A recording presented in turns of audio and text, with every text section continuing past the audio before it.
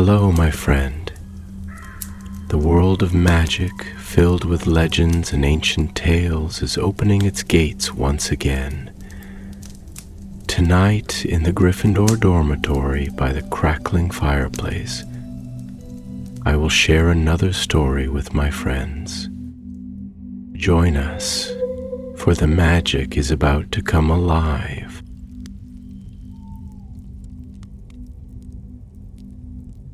In the hush that follows the turning of great eras, there are often things that whisper from beneath. Not loudly, not urgently. No, these things whisper like breath against glass, soft, persistent, ancient.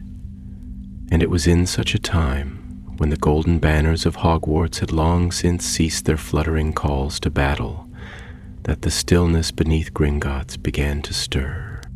The goblins noticed it first, of course. They always do.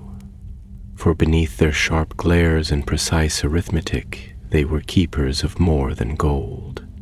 They were keepers of silence, of weight, of contracts that hummed beneath iron and stone. One by one they started hearing it, a faint rhythm not unlike the pulse of something long buried and trying now to wake. It began with a vault no one remembered owning, deep far below the dragon chambers, below the forgotten corridors that twisted like veins into the underbelly of the earth. Vault 713 Beta, carved from black basalt that bore no mark of wand or chisel. Its key was missing, its record expunged from the bank's ledgers, and yet it was there. Thane Ashcroft, a young cursebreaker for Gringotts, was summoned in the dead of night. Not for the vault itself, no, not yet. The goblins did not speak of it aloud. Instead, they handed him a sealed scroll wrapped in crimson wax that smelled faintly of iron and myrrh. No instructions, only an address etched in faded ink. Below the circle of iron, under the vaults of silence, follow the line that bleeds. Thane was not unfamiliar with strangeness. His career had been carved in the tombs of forgotten dynasties and the ruins of cursed keeps, places where voices spoke without mouths and the dead had not finished their stories. But this was different. The scroll trembled slightly in his grip, not visibly, only enough for him to feel it in his bones like a low, distant drumbeat. He made his way down alone, past the wards and goblin guards, past the illusionary passages meant to disorient even the most cunning thief. The air grew cooler, denser. The silence here was thick, palpable, as if sound itself had been left behind, unwilling to follow. His wand lit only a few feet ahead, the light swallowed hungrily by the shadows clinging to the stone. At last he reached it. The circle of iron. An ancient seal embedded in the floor, its runes etched in a language even goblins no longer dared to speak aloud. He placed the scroll at its center. The floor groaned, and the stone began to open. Not like a door. No, it folded inwards like petals of a blackened flower, revealing a staircase that spiraled into ink. From the darkness rose a scent, damp earth, blood warmed by time, and something older than either. Thane hesitated. His heart beat loudly like a hand pounding at a locked door. He could leave, he should leave, but the scroll had chosen him. Why, he did not know. Perhaps because his blood carried the faded remnants of an oath he had never sworn. Perhaps because the vault remembered a name lost to his lineage. Or perhaps because the map had always been waiting for someone like him. With a breath that misted in the cold air, he descended. The steps were narrow and uneven, carved long before wizards learned to wield light. Every footfall echoed like the tolling of distant bells, resonating not just through stone, but through something deeper. Something.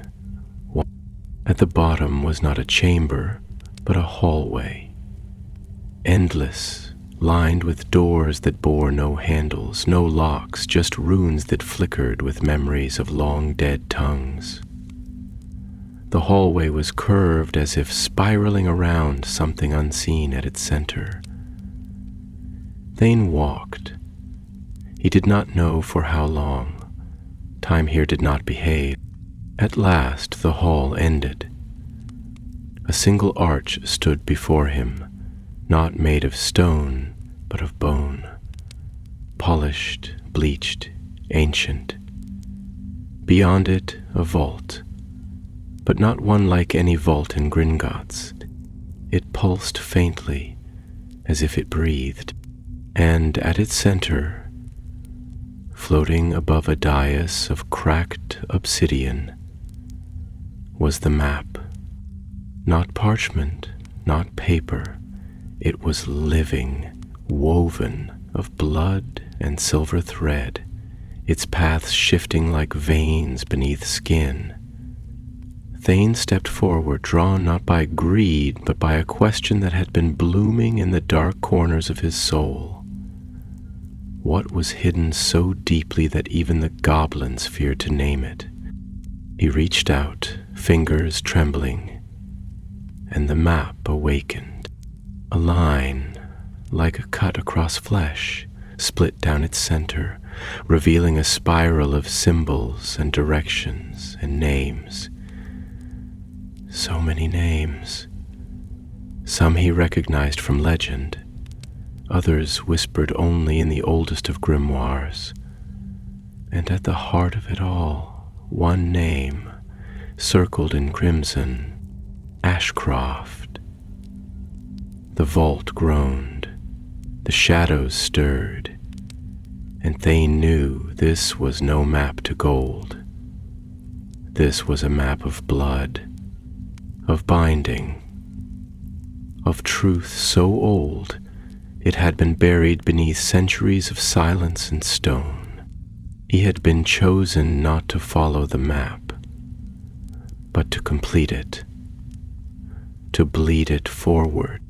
And as the vault door sealed behind him, shutting out the last sliver of the known world, Dane stepped onto the path his ancestors had drawn in secrecy and sacrifice. And in the distance, far below and beyond, something began to hum, like an old spell awakening from slumber, like a wound remembering its pain, like history ready to write itself again in the ink of blood. The moment the vault closed behind him, the sound of its ancient stone grinding into place reverberated through the marrow of his bones. It wasn't merely the sound of a door shutting. It was a sentence, a sealing, as if the very walls around him exhaled after holding their breath for centuries. Thane stood still, his hand hovering over the now glowing map, and in that silence something shifted, not outside him, but within. The air grew heavier, not with danger, but with memory. It clung to him like fog soaked in ghosts. Each breath he took seemed filtered through the echoes of those who had come before, though none could have reached this depth and returned. It was not fear he felt, not quite. It was recognition, and in that recognition a quiet, unspoken mourning. Before him the map floated steadily, the strands of silver threading across its surface like lightning captured in a web of veins. He had always known that magic at its deepest core was bound to blood. Blood remembered, it stored secrets where words failed, bore history where parchment crumbled. But this was different. This was not just a vessel of memory. It was a mirror, a call to lineage. The blood within the map was not metaphorical. It was ancestral, binding itself in real time to the pulse in Thane's wrist, humming in quiet synchrony. He watched, half in horror, half in awe, as the threads rearranged themselves again. This time, they formed not lines but paths, labyrinthine corridors, chambers marked by sigils older than the founders themselves, and a destination, one he could not yet read, but felt nonetheless, like a compass needle turning with breathless urgency. He reached out again, more deliberately this time, and placed his fingers against the edge of the floating artifact.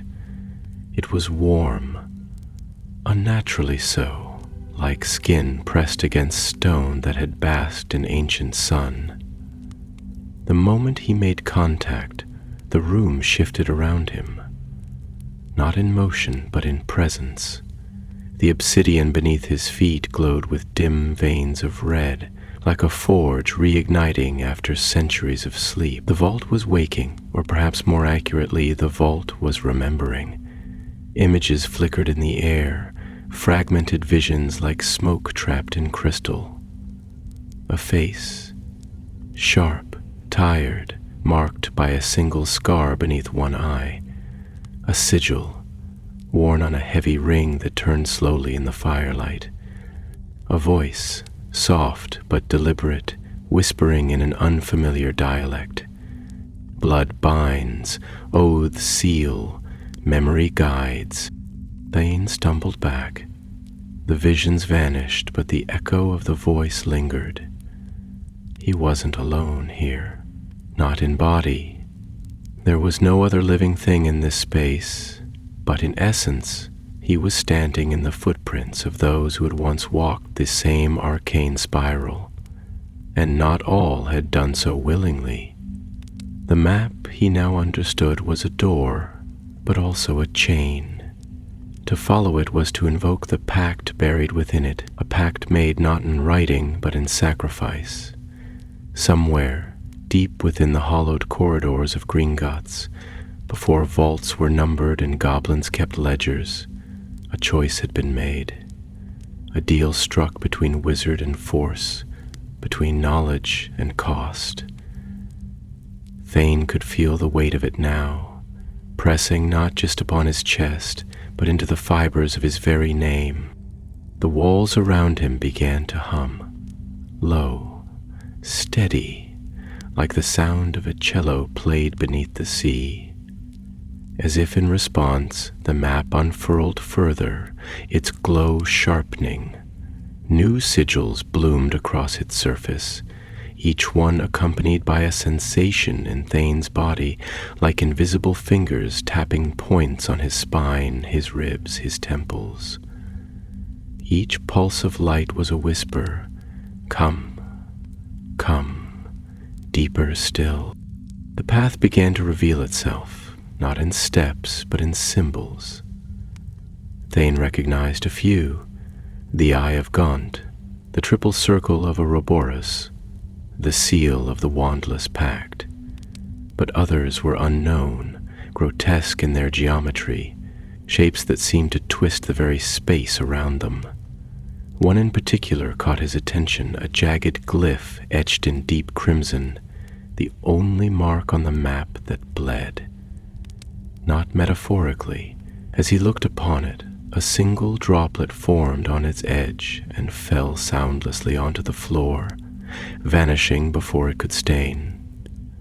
The vault responded with a subtle shudder, and Thane knew this was the next key, the next threshold. The map did not merely show him where to go, it demanded the manner in which he must proceed. "Blood," he whispered aloud, his voice like smoke in the heavy air. Not metaphor, not memory, but offering. There was a pedestal beside the map now. He hadn't seen it before, though he felt certain it had always been there. Upon it lay a simple silver dagger, no adornment, no inscription, pure, functional, and cold.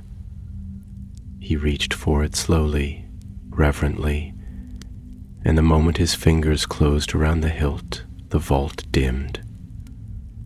The hum ceased, the map grew still. There was silence, deep and endless. Then from the walls a whisper. No voice, but the echo of one.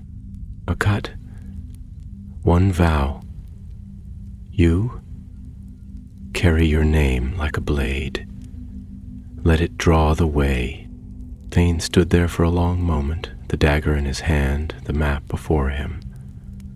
His thoughts were no longer his own, not fully.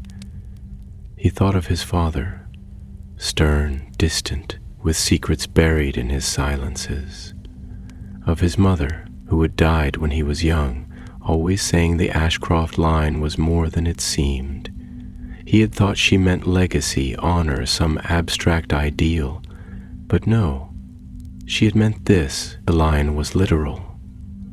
The map, it seemed, was never truly hidden. It had only been waiting for its bearer to be born. He rolled up the sleeve of his left arm, the skin pale in the vault's dim light. The dagger hovered there for a breath, then another, and then, clean, quick, inevitable, he made the cut. The blood ran like ink, crimson and quiet, flowing not onto the floor, but into the air itself, drawn as if by unseen quills. It curved and curled, forming a symbol. The same bleeding glyph from the map. It hovered, then drifted downward, sinking into the floor like oil into water. A tremor ran through the vault. The map flared, and the wall to his right, solid and unbroken, began to dissolve, stone melting into mist, revealing a new corridor, narrower, darker, woven with rooms that pulsed in rhythm with his heartbeat. He stepped forward. The vault did not resist. Behind him, the map faded, folding in on itself, vanishing with a final whisper. The way remembers those who walk it. And before him the path began, one of blood, one of truth, one that could not be turned back. The corridor beyond the vault was not built, it was grown. That was the first thing Thane realized as he stepped into the darkness, which was not so much the absence of light as it was the presence of something far older, far deeper. The stone walls pulsed gently, not unlike veins beneath flesh, and the floor beneath his boots gave the impression of bone and earth fused together through time and tension. The light from his wand, still dim, still untrustworthy, cast trembling shadows across the organic curvature of the passageway, revealing surfaces that bore neither carving nor construction, but the slow, deliberate shaping of something sentient. And it wasn't just the shape of the path that unnerved him. It was the sensation of being watched, not from behind, not from afar, but from within, as though the corridor itself possessed eyes, folded into the walls, pressed beneath layers of stone and history, seeing him not as an intruder, but as a thread being drawn toward the edge of a tapestry, long unfinished. Each step forward felt heavier than the last, not due to physical weight, but from something else, an ancestral gravity, as though the very blood in his veins recognized this path and was trying to warn him with every pulse. His ancestors had walked this place, not in this exact shape perhaps, not in this exact form, but they had come here in spirit or in echo, and what they had left behind now stirred beneath his feet.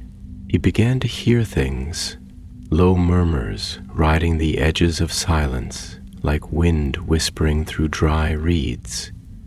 Names, perhaps, or warnings, words in a tongue his ears did not understand, but which his bones remembered all too well. Then, without warning, the corridor widened. A vast chamber unfolded before him, and its size defied logic. It was too large to exist within the known structure of Gringotts.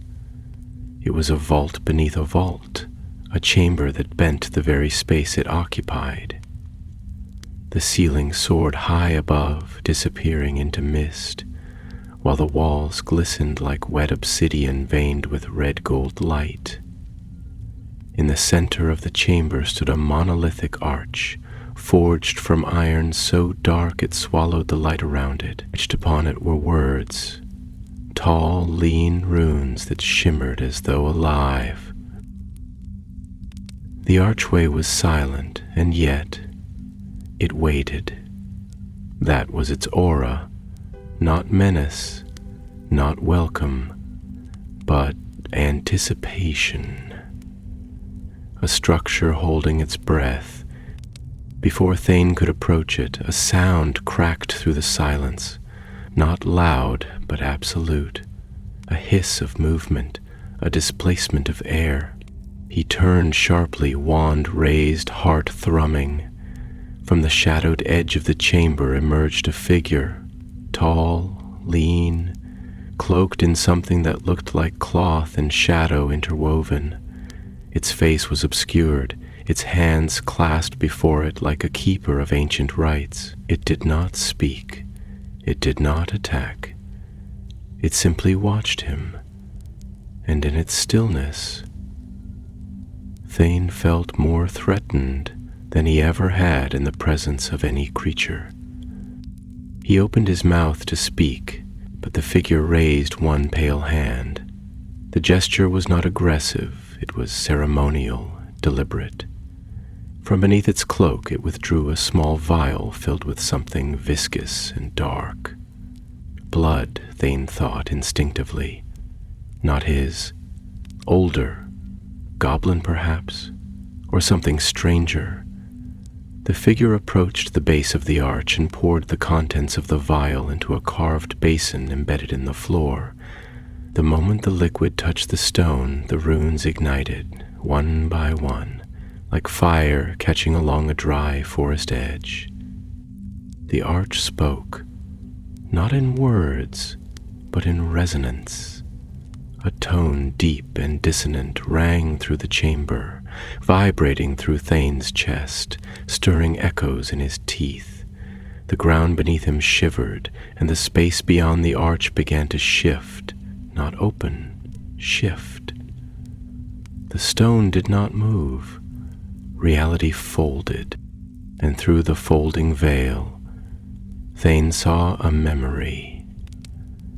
Not his, a flash of a figure cloaked in crimson, stepping through a storm of flame, holding a scroll bound in chains. A child crying as its name was branded into a ledger bound in silver. A blade, buried not in flesh but in shadow, cutting through something unseen but screaming. Then silence again. The veil closed. The arch dimmed, and the figure turned to him, finally speaking in a voice that was not voice at all. It was thought, memory, and dream compressed into sound. You carry the debt. Thane's breath caught. What debt? The figure inclined its head. The debt of the ashen mark. The blood that built the vaults. The oath that chained the gold. Thane's mind reeled. He had studied Gringotts' founding. Every young cursebreaker did. The vaults were said to be carved in blood, protected by pact and precision. But this was something else entirely. This was not just history. It was prehistory. The secret pact that allowed the very structure of magical wealth to exist. "You are its bearer now," the voice continued, echoing in the hollow of his ribs. "And the map will not lead unless the oath is renewed." Thane stepped forward, his voice trembling. "What is the oath?" The figure extended its hand, and upon the palm sat a ring, blackened metal shaped like a serpent devouring its own tail, inset with a single drop of what looked like solid ruby. "It binds you to the vault below all vaults," the voice murmured. "You will become its voice, its vessel. You will walk the path of deaths, and at the end you will choose." Thane stared at the ring. It seemed small, simple, but its weight pressed into the air like a boulder balanced on a single breath.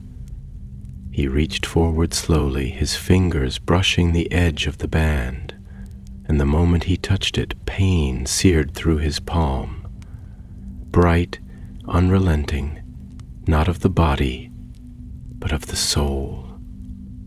Visions flooded him again, a child bound by sigils, a heart torn from a body in ritual, a vault sealed with a mother's last breath, and then silence.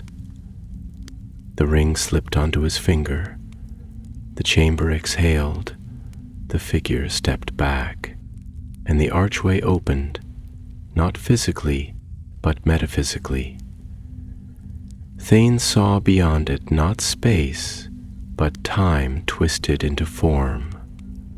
A corridor of moments, looping, breaking, reforging, and within it, the map of blood awaited its next movement.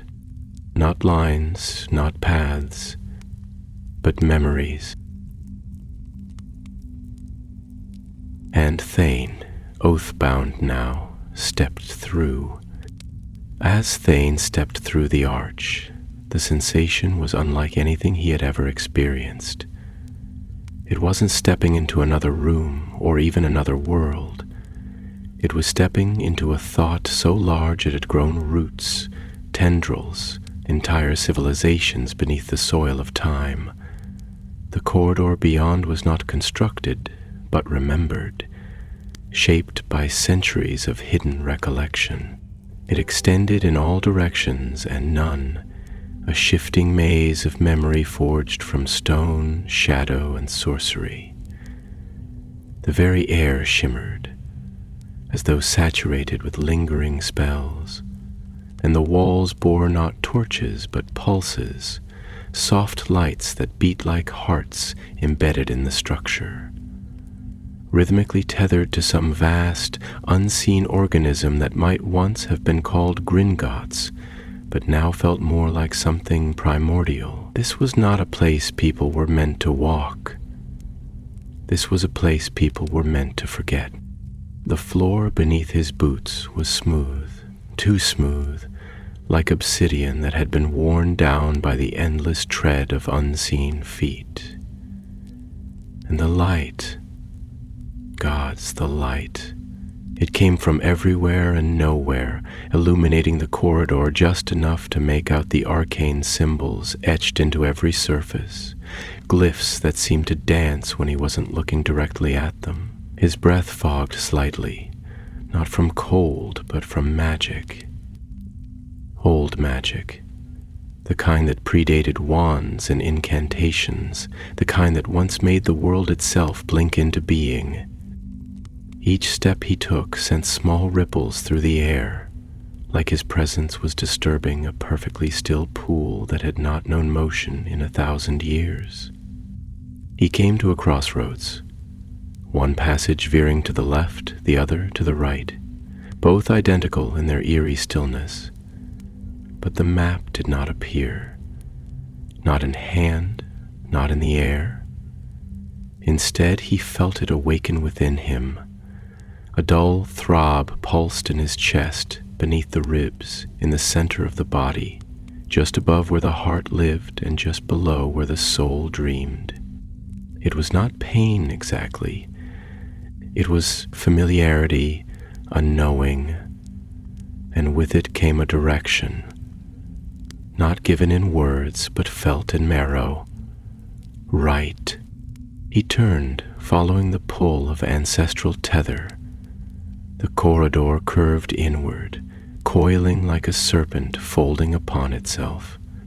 And as he moved deeper, the air grew warmer, thicker, filled with the scent of parchment and blood, metal and old rain. It was a scent that brought with it memories that were not his. Ink-stained hands signing away legacies, vault doors sealing with the sobs of those who had bargained too dearly, goblins chanting in a tongue that shimmered on the edge of human comprehension. Each step forward was a descent, not into darkness, but into the very fabric of wizarding power, woven through gold and blood alike. At last the corridor opened into a chamber, but unlike the last, this one was lined with statues. Dozens of them, perhaps more, each one carved in exquisite detail from stones so dark it seemed to absorb not just light, but attention. Each statue bore the likeness of a witch or wizard from an era far beyond the reach of history books. Their eyes, though lifeless, watched with a sort of solemnity that made Thane's skin crawl. There was no warmth in them, only duty. They were guardians, not of treasure, but of memory. In the center of the room stood a raised platform, and on it lay a tome, enormous, ancient, bound in dragon hide so worn it had turned almost black. It pulsed faintly as if breathing. Thane approached with caution, the pull of the map still guiding him not with pressure but with promise. He reached the book and hesitated. Carved into the pedestal beneath it were words in goblin script, archaic but legible to one who had spent years decoding their financial and arcane systems. Here lies the account of blood, bound not by ink but oath. Speak your name, and your debt shall be read. Thane swallowed. His throat was dry. His hand trembled as he reached out and touched the tome. It responded like skin, warm, almost sighing under his fingertips. The lid creaked open not because of his strength, but because it recognized the signature of his blood still fresh from the earlier offering. Pages turned themselves, flipping past centuries, lives, names, until they stopped at a page that shimmered red in the ambient light. His name was there. Thane Ashcroft, written in curling script that gleamed like molten iron. Below it a list, not of crimes, not of achievements, but of inheritances.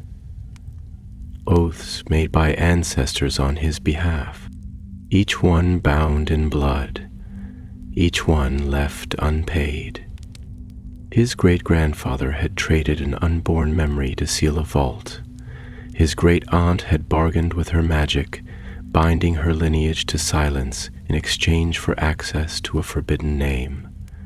And further back, names too old for records, who had sworn fealty to something deep beneath Gringotts in exchange for a promise that gold would always flow into the Ashcroft line. Thane stared, transfixed. Each line on the page pulsed faintly, like veins, reminders that none of these debts had been settled, and now, by inheritance, they were his. The tome trembled suddenly, and from its pages rose not words, but figures. Not physical, but nearly. Silhouettes of those who had bargained before him. One by one they turned toward him. Their faces were shadowed, but their eyes, if they were eyes, glowed with the dull resignation of the eternally bound. Then the whispers began. You must pay. Not in coin, not in favor, in blood, in truth, in sacrifice. The air grew thick. The chamber seemed to tilt, The platform beneath the book cracked slightly, and from the fracture bloomed a single thread of red light, leading into the floor, into the depths below. And once more the pull returned, not gentle now, but urgent. The map of blood had revealed its next step. Thane Ashcroft, blood-bearer of the ancient debt, descendant of the pact breakers and gold weavers, tightened his grip on the tome. He looked down at the glowing thread that beckoned like a vein pulsing beneath the world's skin, and he stepped into the circle of statues where memory and inheritance entwined, and began his descent into the heart of the pact, into the roots of Gringotts, into the map of blood. The descent was not a journey of space, but of essence. As Thane followed the vein of light into the spiral staircase beneath the chamber of statues, the world around him seemed to fold inward, like parchment curling at the edges when too near flame. The stone underfoot gave way to something more like bone, ancient and fibrous, groaning beneath the weight of centuries. The deeper he went, the more sound fell away, not just silence, but the absence of sound, the vacuum that exists only in places where time itself has been forgotten. There was no wind here, no echo, only the rhythmic pulse of the glowing path beneath his feet, guiding him through the spiral like a heart bleeding its last secrets. And as he descended, Thane began to feel the weight of memory not just behind him, but pressing down from above, like a great ocean of ancestral consequence. The staircase ended in a cavern, vast and circular, with walls that shimmered faintly like the inside of a seashell. But the glow was not natural. It pulsed in tandem with the thread of light he had followed, now threading itself through the center of the chamber like a spider's filament suspended in magic. The floor was smooth and seamless, but in its center stood a basin, wide, shallow, and filled with something that looked like mercury stirred with ash. Around its edges were inscriptions so old they seemed more etched into existence than carved by hand, curling runes that danced when looked upon too long, shifting from goblin script to Latin, to something deeper, more primal, and across the walls of the chamber were names. Thousands upon thousands of them, etched in delicate spirals that coiled toward the ceiling. They were not merely written, they were sung into the stone, the very vibration of each name resonating faintly if one stood close enough to listen. And there, among them, Thane saw his own. He did not need to search for it. His eyes simply found it, drawn like a lodestone to its twin. His name was newer than many, but it had already begun to weather as if time had touched it more deeply than it should. Below it, more symbols, ones he could not immediately understand. They pulsed faintly as he approached, glowing with a dim warmth that felt like breath exhaled from old lungs. The basin beside him trembled, and from its silvery surface rose a figure. Not flesh, not ghost, but a living memory woven of light and loss. It was a man, tall and robed in deep crimson, with eyes like scorched parchment and a voice that spoke without lips moving. "You have come to awaken what was buried," the memory said, "to bind again what was severed." Thane didn't respond. He couldn't. The words struck something deeper than language, a place inside him where fear and duty danced too closely to separate. "You carry the blood of 3 oaths," the memory continued, stepping slowly around the basin. "One given in desperation, one in deceit, one in love, all unpaid, all echoing." As it spoke, images flared within the surface of the basin. a woman at a marble table, writing with a quill made of phoenix feather, tears streaking down her face as she bound her unborn son's name to a vault seal. A man kneeling in a storm, slicing his palm and pressing it to the earth, speaking to something beneath it. A duel, fast and furious, where a spell of blood claim shattered the ground and sealed 2 houses in eternal debt. Thane watched these scenes with growing horror, not for their violence, but for their intimacy. These were not strangers. These were his people. Their sacrifices, their compromises, the choices they made to protect their legacies. They had layered debt upon debt, hoping the reckoning would never come. But it had. The figure reached out and touched the basin, and the mercury within rippled, forming a map, not of places, but of names. A constellation of legacies bound together in crimson threads that glowed brighter where the bloodlines had intertwined. The Ashcrofts were central, not the most powerful perhaps, not the wealthiest, but the most deeply entangled. Their lineage was the keystone in a network of ancestral bargains so complex it could barely be comprehended. They had traded not just treasure, but truth, knowledge, futures. "You must pay a portion of each," the memory said, turning its gaze to him fully now. "To ascend, to understand, to choose the end." What? What is the end? Thane asked, his voice weak, hoarse, brittle with understanding he didn't want to admit. The figure turned back to the basin. The vaults of Gringotts are not merely banks, they are prisons. Not of gold, of power. Magic condensed, memories bound. Each vault holds not what is owned, but what is owed. And the deeper one goes, the more the balance strains. And if the balance breaks, the memory's face shifted, sorrow etching into its ethereal features. Then the blood spills out into the world, and the age ends, as all must, with fire and forgetting. Thane stood still for a long moment. He thought of Hogwarts, of the surface world, of a society built upon convenience and inheritance, upon the illusion that magic was order rather than cost. And he thought of the map, the living, breathing artifact that had drawn him into this descent. It had not shown him wealth, it had not led him toward glory, it had led him here, to memory, to guilt, to truth. "What do I have to give?" he asked at last. The figure gestured toward the basin.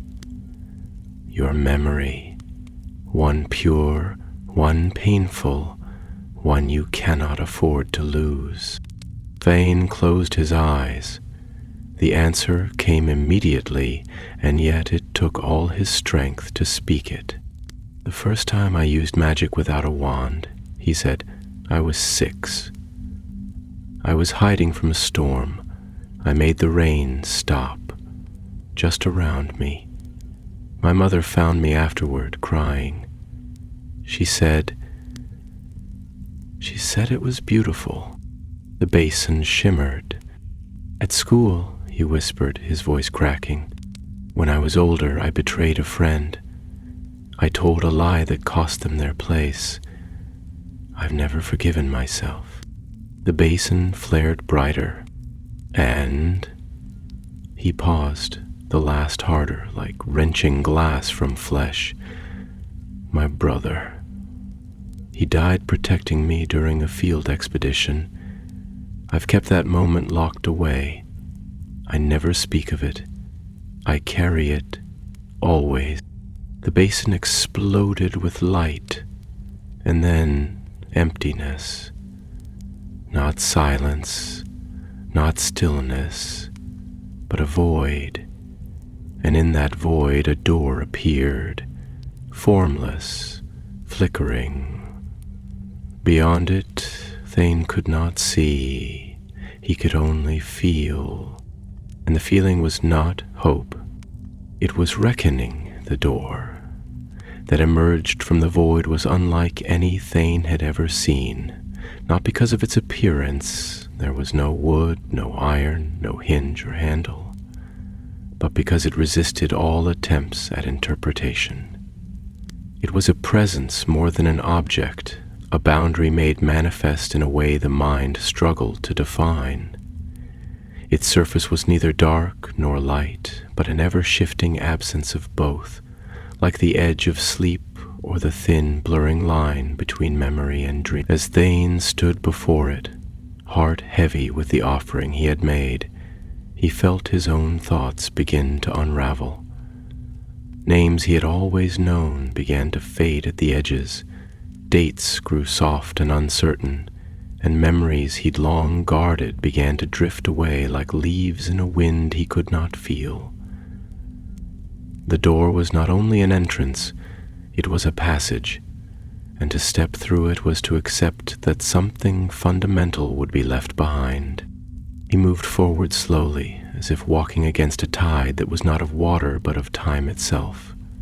Each step felt like shedding a layer of himself, first the scholar, then the seeker, and finally the man. By the time his foot crossed the threshold, Thane Ashcroft was no longer simply the curse-breaker who had been drawn into the mystery of the map of blood.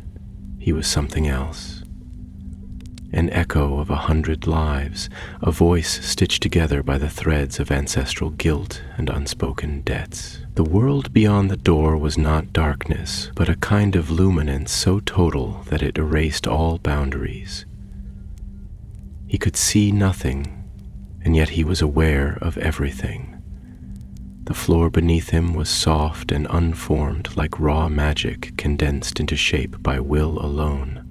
There were no walls, no ceiling, only a vast and infinite above, humming with the latent pulse of power barely contained. In that blinding openness, the map reappeared, not in his hand, not hovering in the air, but within him, fused to the rhythm of his heartbeat. He could feel its paths unfurling not outward but inward, curling around his memories, his fears, his hopes like vines creeping over a ruin. This was not a journey through corridors, it was a journey through consequence. And in this place the vaults were not chambers of stone and steel, they were decisions, failures, unspoken truths turned solid by the pressure of time. The first vault appeared before him not by walking but by remembering. It shimmered into being, a great dome of translucent crystal suspended in nothing. Inside, a younger version of Thane knelt before a crumbling altar, whispering a prayer he did not remember learning. Surrounding him were faceless figures, cloaked in robes that bore no sigil but radiated the unmistakable weight of judgment. They spoke in unison, though no mouths moved. "Why did you choose silence?" Thane didn't answer, not immediately. He knew the moment. He remembered the field mission where he had uncovered something terrible, a chamber of spellbound prisoners buried beneath a ministry-affiliated excavation, and he had said nothing. He had buried it, like so many before him. It had been easier to protect the name of his employer than to challenge the machinery behind it. "Because I was afraid," he finally admitted, his voice raw. "Because I thought one voice wouldn't matter." The dome cracked, not shattered, cracked. Fine fissures running along its surface like fault lines in ice. The vision inside faded, and the vault dissolved into light, leaving only the feeling of it behind. Guilt, yes, but also release. One burden lifted, 1,000 more still waiting. The second vault did not form as the first had. This one bloomed around him like a dream taking shape mid-thought. He stood now in the great hall of the Ashcroft estate, though one long since fallen to ruin. The windows were veiled in ivy, the hearth cold, the walls lined with portraits whose faces turned away from him as he approached. In the center of the room sat a boy, no older than 10, playing with a wand he could barely hold. It was Thane's younger brother, Aaron, the one who had died, the one he had failed. Thane dropped to his knees, the ache of memory striking like a lash. "I should have stopped you," he whispered.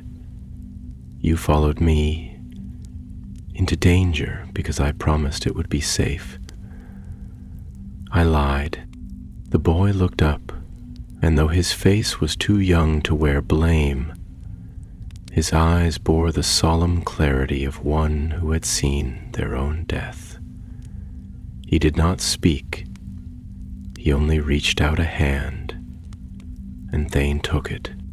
For a moment they were joined, not in body, but in understanding, and when the boy let go, he faded like mist on water, leaving Thane alone again, with tear-streaked cheeks and a heart unburdened by one more stone. The third vault was silent, so silent, in fact, that Thane almost didn't notice it forming, only that the space around him had grown tighter, more oppressive, the light dimmer, the silence heavier. It was the kind of silence that came after betrayal, and in the center of it stood a mirror. No frame, no ornamentation, just a mirror. And in its reflection, Thane saw not himself, but every ancestor who had ever sworn an oath on his behalf. He saw desperation in their eyes, greed, hope. He saw a line of people who had all believed that their sacrifice would be the last one, that their bargain would be the final cost, and he understood now that this was the heart of the map, not geography, not secret vaults, but the trail of decisions that had shaped not just wealth, but the very balance of the magical world. The mirror shimmered, and for the first time Thane saw his reflection. Tired, hollow-eyed, and flickering, the map had begun to consume him, not his body, but his memory. Each step forward had taken something, and he understood now why no one had ever finished the journey. To follow the map of blood was not to find something, it was to become it. The chamber trembled. A voice, no longer from a figure, no longer from a memory, spoke from the air itself, from the vaults that were not vaults, but truths shaped into form. The path ends in choice. Thane steadied himself. What choice? To seal or to release? To let the debts die with you, or to let the world know what it has buried? It was not a threat. It was not a riddle. It was a key, placed gently in his hand, the power to reset the scales, but at the cost of unraveling the very fabric of magical society. Gold that had been bound to blood would spill. Secrets kept for generations would rise, screaming.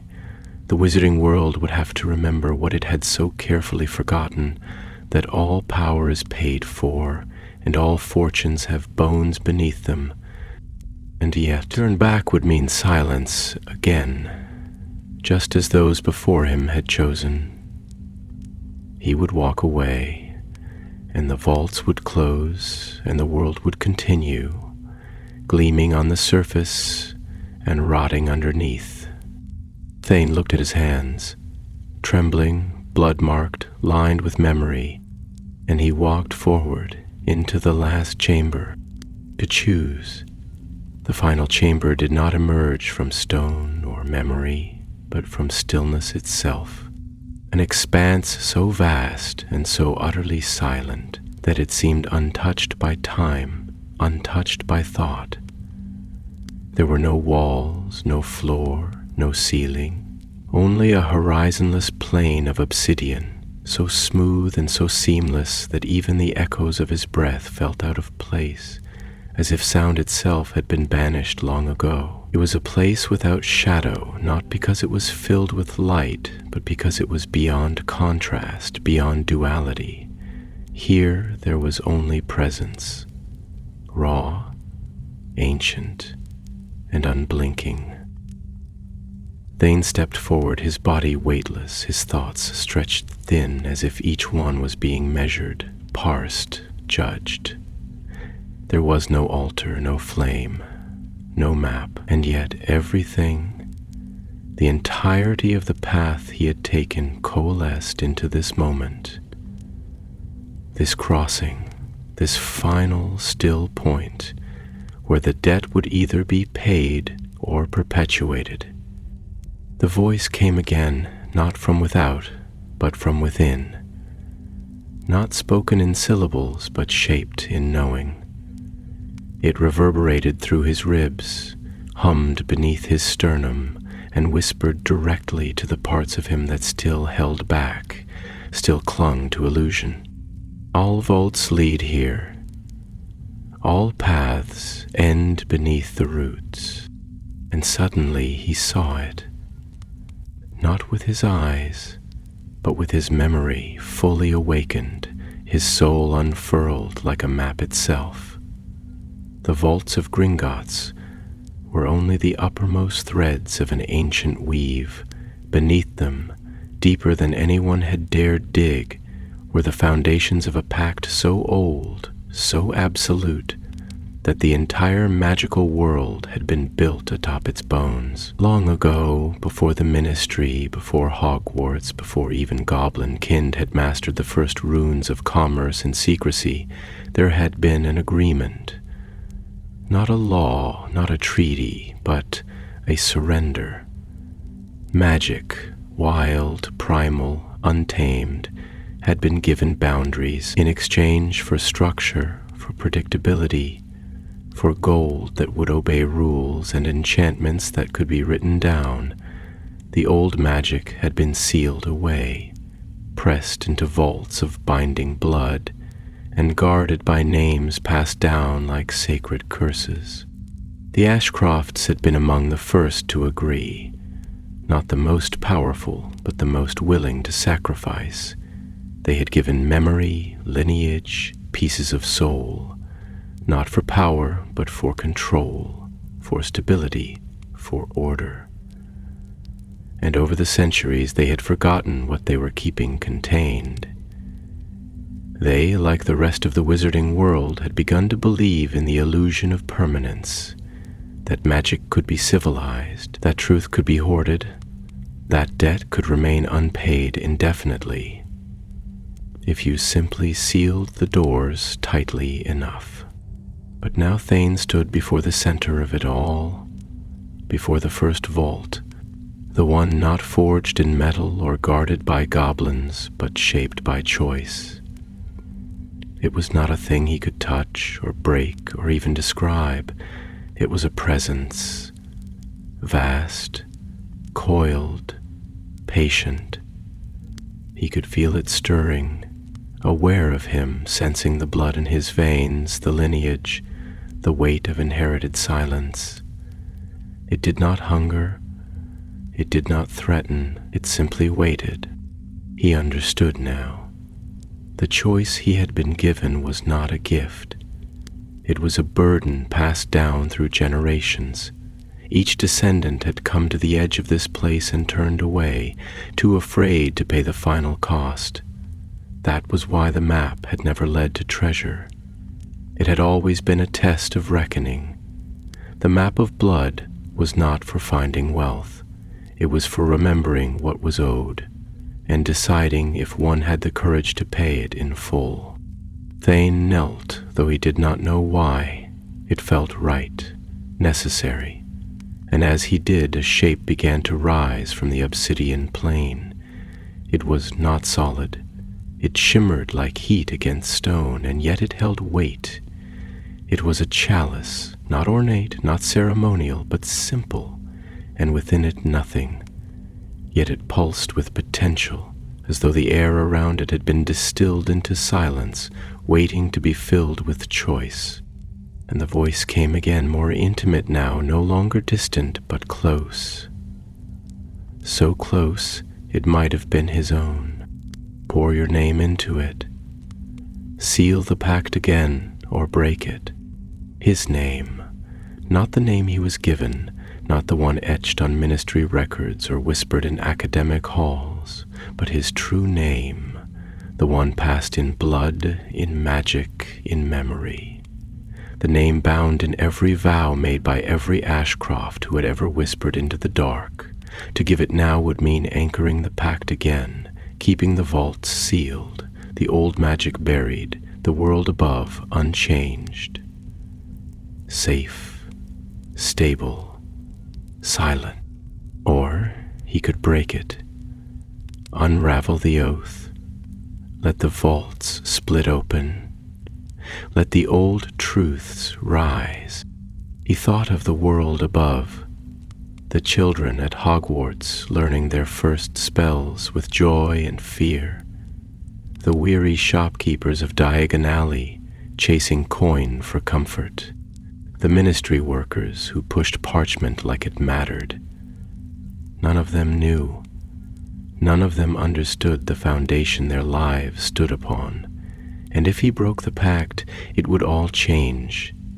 It would not be chaos, not immediately, but the cracks would grow, magic would shift, power would slip, and the world would remember that control is always an illusion, paid for in full by those who dare not look beneath the gold. He looked into the chalice, he looked into himself, and he whispered a word, not a name, not quite, but something that tasted of both ending and beginning. The chalice pulsed, once, and the plane beneath him shattered. Not violently, not with fire, but with release, as though something had finally exhaled after holding breath for millennia, and the map of blood, now fully written, disappeared, not with flame, not with sound, but with peace. Thane stood, light surrounding him, and the vaults remembered. When the plane of obsidian broke, it did not collapse into ruin or dissolve into dust.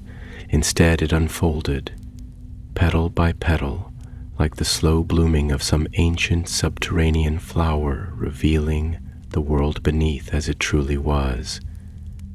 It was as if the very architecture of magic had been peeled open layer by layer, and for the first time, someone was allowed to look upon its roots without blindfold or illusion. Thane stood at the heart of this great unfurling, not as a conqueror nor as a savior, but as something far more sacred, a witness.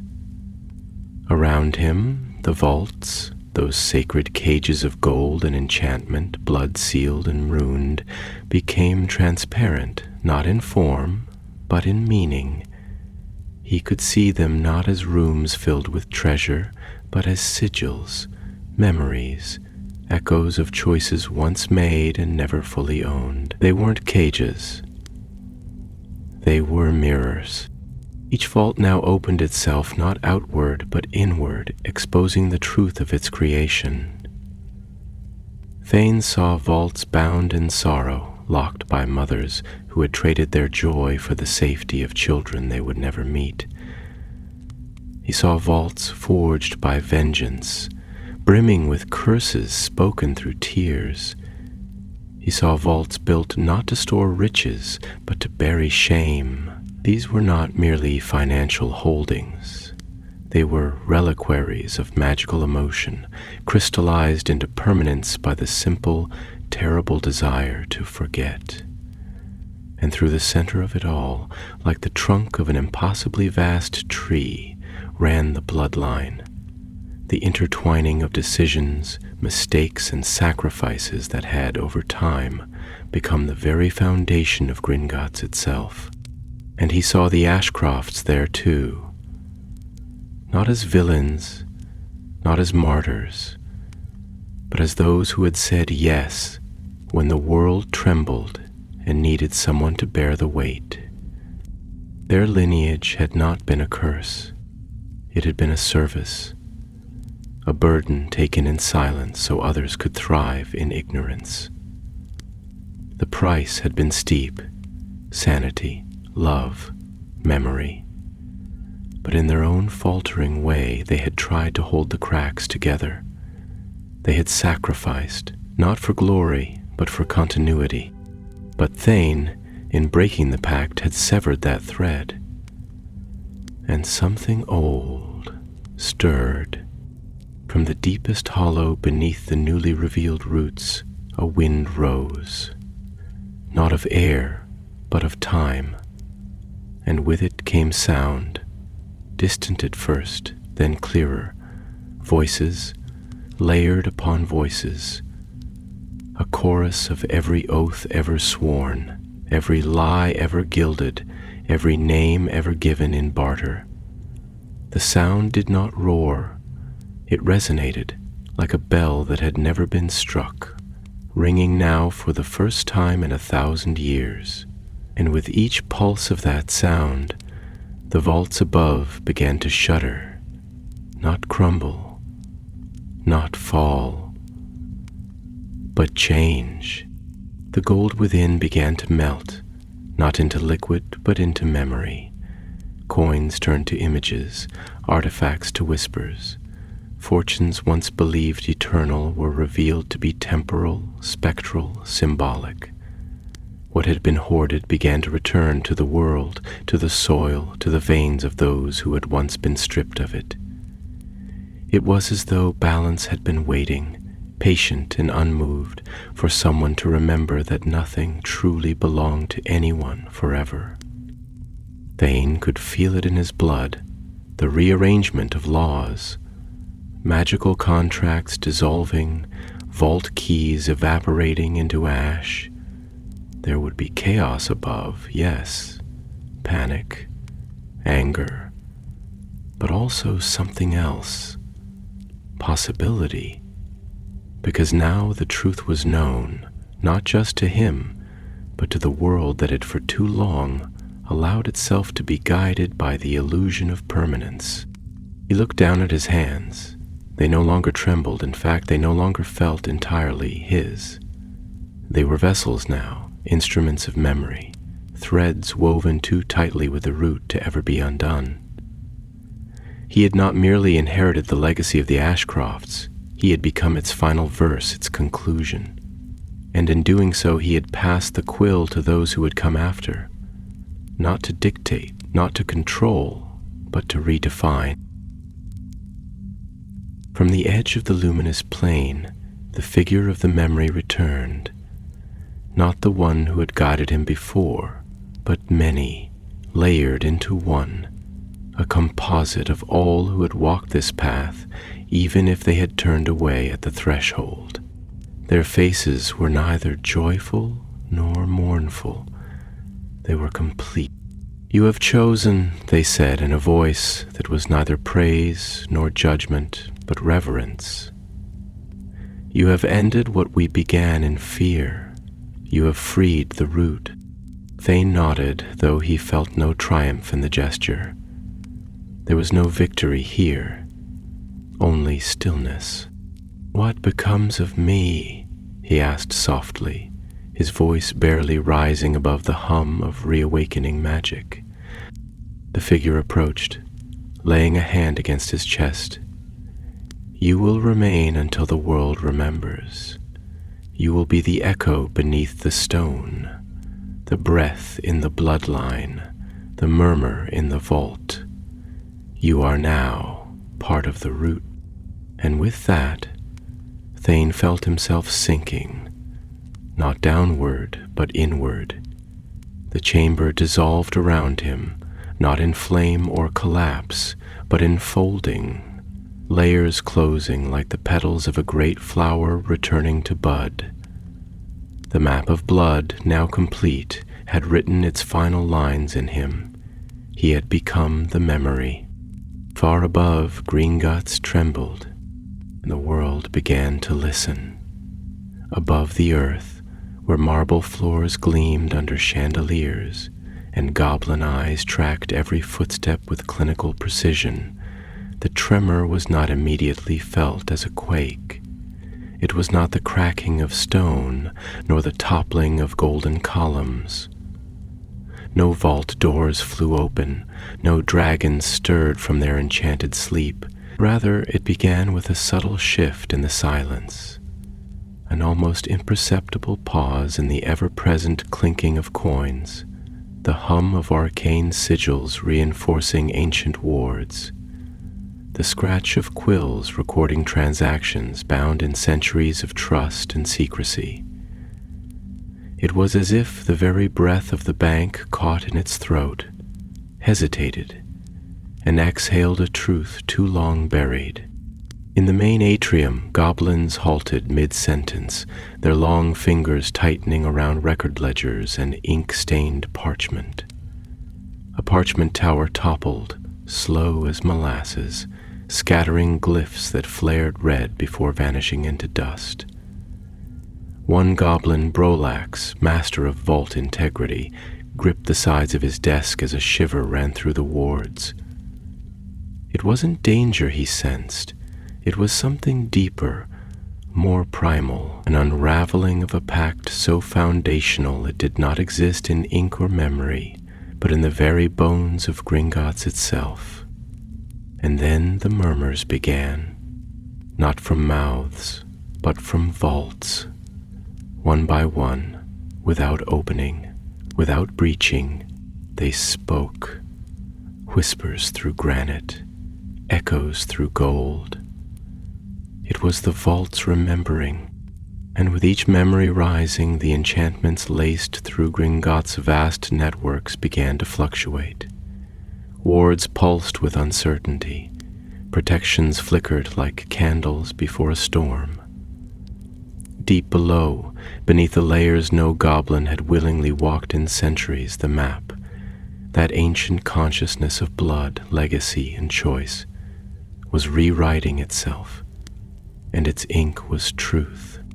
All across Wizarding Britain, strange occurrences stirred. In the Department of Mysteries, a sealed door long believed dormant shuttered and opened to no hand. At the foot of the Forbidden Forest, old runes embedded in ancient tree bark began to glow, as if remembering the names of those who had once carved their oaths into their roots. And in homes both grand and humble, wizards awoke from dreams thick with the taste of iron and memory, whispering names they did not know they had forgotten. The magic was uncoiling. It had been bound too long in vaults, too long confined to equations of power and wealth, traded and hoarded like coin. Now, freed from its containment, it sought to return, not in vengeance, but in balance. And that balance came not with thunder, but with truth. Documents in ministry archives began to change.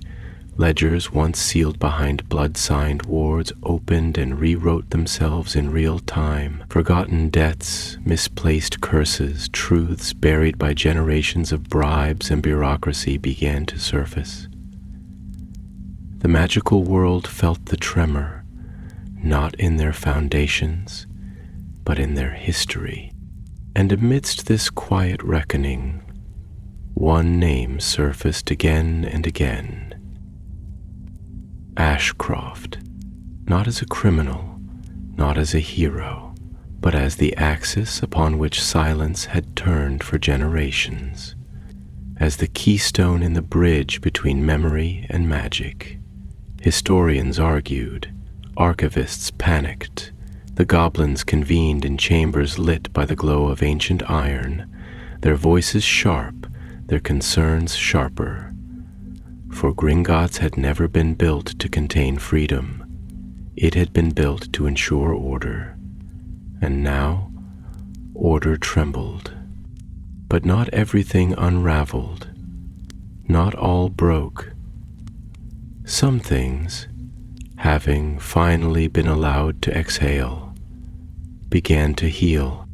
In the deepest root of the vault where Thane Ashcroft had vanished, no longer a man, but an imprint upon magic itself, there was quiet, and in that quiet a shape began to form, not a vault, nor a spell, nor a door.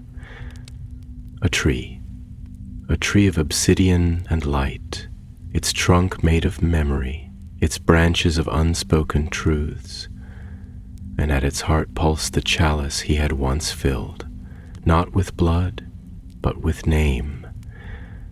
With decision, the tree grew slowly, reverently, not rising, but reaching, and from its branches hung orbs of light, each one a memory surrendered, a truth accepted.